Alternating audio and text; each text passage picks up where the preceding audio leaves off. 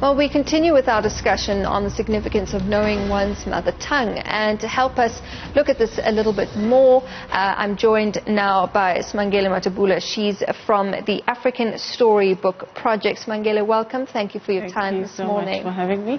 So first of all, tell us a little bit about African Storybook Project, what it is and how we can sort of link this to Mother Tongue Day.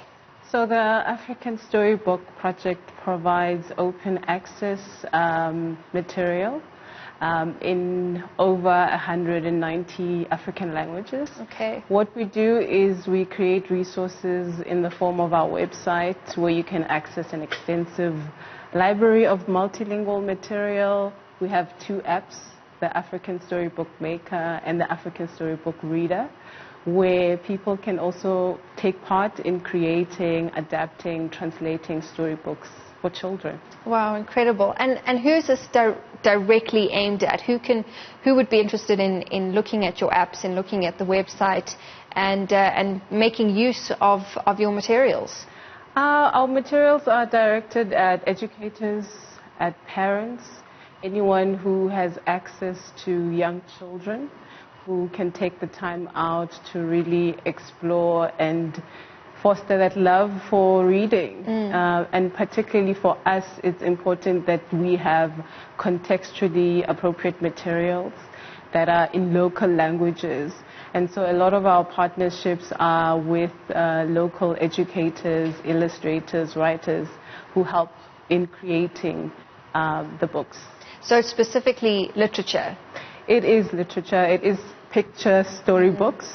And our target is very young children because we think it's important for children who are learning to read to be able to have access to books in their own languages. Absolutely. Yeah. And so targeting those very young readers, I mean, that just emphasizes the importance of to use the term grassroots level, to target young people, to get everybody interested in reading from a young age. I remember as a little person, way back when, reading was one of my favorite things. But I suppose to have access to books in every language for any young person to be able to say, I want to read in isiXhosa, I want to read in Zulu, I want to read in Afrikaans, I want to read in English. It's so critical. Yeah, I mean, it is critical. What we target our work on is the entire continent. Okay. There are over 1,500 languages on the continent. And so for us, it's quite pertinent to have children read, as you say, in Zulu, in Xhosa, in whatever language, in whatever background they come from. But it's also important that they see themselves reflected on the pages. Yeah. And as we know, it's really a challenge to access printed work in African languages because it doesn't move in the same circle as you would find English literature for children. And so for us, it's important that we play that pivotal role in bridging that literacy gap. And I suppose that's where the role of the apps and that sort of digital platform comes in. Because then if you're going into a bookstore and you're not finding what you want to find, you could go online, download the apps and have accessibility to what you're looking for via a digital platform. Yeah, and what I should emphasize is that they are freely available. Oh, so all you have to do is download the apps on your preferred app store, and you can print, you can project, you can also take part in adapting, in translating. So if you do find that you go on the site and there isn't a certain book in your language, you can actually play a part in translating in that language. And we know that there are heritage languages that aren't made official, and therefore there's not a lot of materials in those languages. So I think it's also important for people to know that they can actually contribute to the knowledge that is out there around their own languages.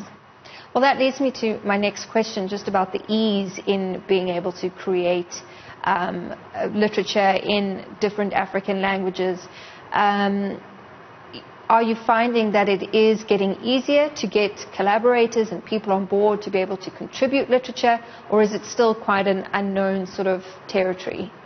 I think we have quite a few projects in the literacy sector that have really made strides in making sure that different people are involved in creating the work. We certainly make it a point to target educators who have direct access to our children on a daily basis. And I think parents also need to know that they can also participate. Yeah. And it's so easy on your phone. We're always on our phones anyway. Yeah. So if you find the African Story bookmaker, you can write stories with your children. You can use your own images. You can take images. We have provided as well an image library. So we're really trying to make sure that the barriers are not as disheartening as many think they are, because from then on you can print the book and read it with your child, and it's a story that you came up with in your own language, you know. So I think there are many people out there who are invested in promoting just access around indigenous languages, and it's not it's not something that we can keep on saying that is problematic. I love that. Tell me about sort of government involvement or big business involvement. Are these groups on board with the African Storybook? We do get support, and I think it's important to understand that language is privilege, you know, and privilege is access. So I think each sector, whether it's business or government or the NGO sector, does what they can to make sure that materials are translated. And we have ongoing partnerships with the Department of Basic Education.